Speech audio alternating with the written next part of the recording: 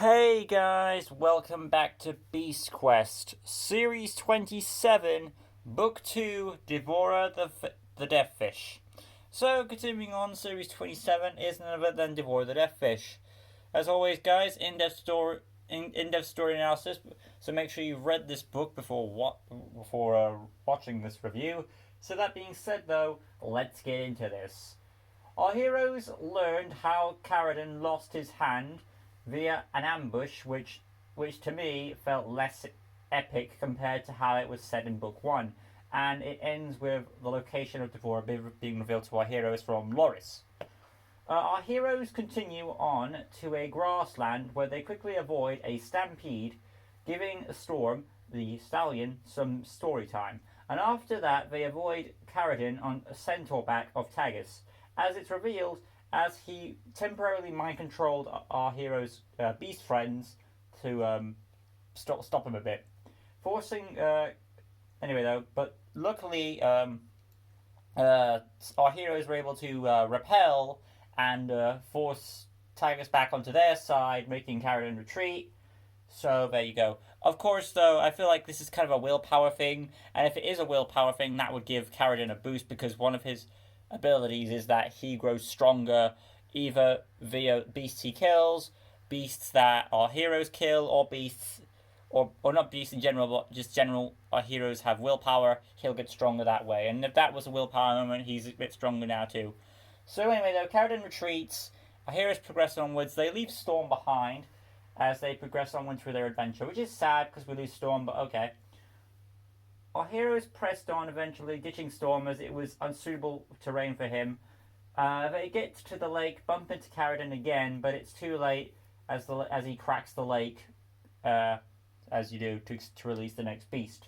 Devora is revealed, and we see she is a swarm of piranhas nipping at Tom. Eventually, Eleanor gets him out of there, and by the time Tom has surfaced, Caradon has escaped. Tom, needing help, wanted to call Arcta, but was concerned that his friend would be under mind control as well. But it was a choice. It was a risk they had to take. So they did call Arcta, and he was fine, saving our heroes until Devora went big fish mode, because she can reform and deform herself. I should also mention that throughout this book, you see that Caradon has specific control of specific good beasts of Avantia, as he was previously a master of the beasts. But now he's evil. It's kind of weird though, because he's now evil influenced. So doesn't that kind of contradict that power? Because also there's the golden armor, which is loyal to those of pure heart. But it's weird because those powers were affected too in this book. So that whole issue with the who's in control does kind of create a bit of a plot hole there, but it's still hard to understand really. I personally wish they had avoided that, but it was only a way to amount tension in the book. So it's there though. So where was I at now? Arcta comes in to save them, and now it's time for Devora's big fish mode. In her big fish form, or piranha form, whatever, it's revealed that she can melt and create ice in water. The battle goes on for a bit until Devora has our heroes pinned down. Me and my friend Adam theorized that since both Caradon and Loris, the two twin brothers, had 3 good beasts each by the time that they were in control. So we've come to a theorization that Caradon can only control specific 3 good beasts, and Loris can control the other 3. Which wonders why he doesn't do that to help them out, but whatever. Again, me personally, I would have just avoided the whole the beast thing and the golden armor thing. I would have just kept the powers with Tom to avoid continuity error. That's what I'd have done. But regardless, I was talking about Devora's big fish form, about her ice powers and all that, and she has them pinned down. Tom gets his second wind, fights back, and tries to stop Devora quickly so he can catch Caradon. But personally, I think he's already gone.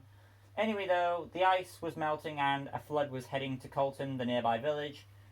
Silver sprung to the rescue, wanting Eleanor to die, obviously allowing Tom to form a plan using Silver, and despite all odds, he hit the beast's weak spot, which is her underbelly, and with the aid of Silver, obviously. Devora dies, and our heroes stop the flood with the aid of Arcta. However, because Tom used his willpower and killed Devora, Caradon has obviously grown stronger, and escapes once again, hoping to release another beast to continue his cycle of gaining more power. Eleanor assures Tom that with the power of friendship they'll win, ending Devora, the Deathfish. So overall, it is a nice continuation for Series 27. It does further develop the plot, and it kind of introduces how the formula will be throughout each book. You know, our heroes fight one of Carradine's creatures, they defeat it, Carradine's like, that was my plan all along, gets stronger, and continue the cycle to grow more in power until he has enough power to take advantage of it back and get his revenge. Kind of a more successful version of Kensa. So if those two villains ever team up, I felt it'd be very useful. But anyway, though, good story overall. I did enjoy that there was more beast action. That's going to make Adam happy as we read through it together. And there was a nice few twists and turns around here. It is sad that Storm kind of got the shaft, but good overall. Let's go into the characters real quick. This is obviously more of Tom's story than it is Eleanor's, as Tom had a bit more to do. He was put in more danger. But Eleanor was there just to be a bit of a plot device, really, which is a bit sad. So yeah, Tom was more forward in the motor, but because of the whole Master of the Beast things, it kind of weakened him a bit. I feel like the Gorog weakening thing was enough. You didn't need to add on to that whole loyalty of the Beast thing of them and his golden armor powers. I feel like weakening of Gorog is fine enough. You don't need to add more stuff onto it to justify it. It's fine. Eleanor, again, she was only used as a plot device to thrive Tom forward and gain his trust, which is weird because they've all the adventures they've been on before this. You think she would have more faith in him. But still, she's just there to be a plot device and progress the story on. Silver, it was nice to see him get some spotlight after a long absence, and it was finally nice to come out of nowhere, leaping himself into danger, and put his life at risk. And he did help defeat Devora, so there was that for you. Gives him a nice moment to shine. It is sad that Storm didn't get a moment, but he had his moment at like the first half, and then Silver had his moment at the second half. So in a way, kind of balanced it out. Carradine, of course, great villain that he is, as he's able to easily trick and use deceptive methods to grow stronger, to beat our heroes. Because he wants, normally in this type of series, in Beast Quest, you want the villain doesn't want his beast to die, but in this he does, so he can grow stronger, and even with willpower that he grows stronger, so he just wants to keep this endless cycle going on until he has enough power to take Avandia back and rule with an iron fist. I think he's one of the more unique, interesting villains, and it makes him stand out both on a look level of a phantom instead of another sorcerer type, as well as his plan. It's very continuous, because he could do this forever and ever, to be honest. So it's pretty awesome, I find it. I hope we do get Carradine more throughout more series, because he does have potential to do that, because he can be imprisoned, he's a ghost, there are ways for him to come back easy, so there is potential of having him. And I feel like if we had Kensa and Carradine team up, that'd be incredible. I would love to see that. So yeah, more further development for Carradine, explaining how his at this point in book 2, you have a better understanding of how his progression and how his cycle of how his plan will work goes forward.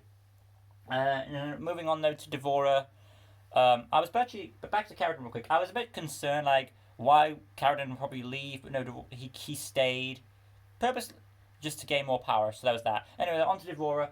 Devora, great beast. I was a bit like, this is going to be like the weak. Me and Adam thought this would be like the weakest of the lot. But no, Devora actually appears to be a non-stop fighter, fitting a piranha, because piranhas are known for nipping for their survival, and they're so determined to get food. So Devora proved quite a challenge, both in her swarm form and in her big form, where she was very close to winning until our heroes had those willpower moments which progressed the villain, which part of me feels like Carradine knew that was going to happen. So he used Devora to push them forward. Because I feel like he's using his beasts that he fought before to test our heroes' abilities, to see what willpower was necessary to pull them out. So overall, with Devora going on the way it did, and the fact that she can create ice and stuff, that proved her to be quite an impactful opponent for our heroes to defeat. So overall, Devora the Deathfish is both a great book, both on, it's not relying on setup, it has further expansion on the story, and it has more beast action going for it. It does have its weak spots, but I feel like its pros outweigh its cons. So Devora the Deathfish, easily the best book in Series 2 so far, and I think it's going to be a welcome contender to Battle of the Beast as well. So that'll be my review on this book. Coming up next, when I ever get back to Beast Quest, is Raptex, and then of course Gargantua eventually, so that'd be fun to do whenever that comes out next year, I believe. Thank you all for watching, hope you guys enjoyed it, and I'll see you for more awesome content in the future. Till next time, peace out.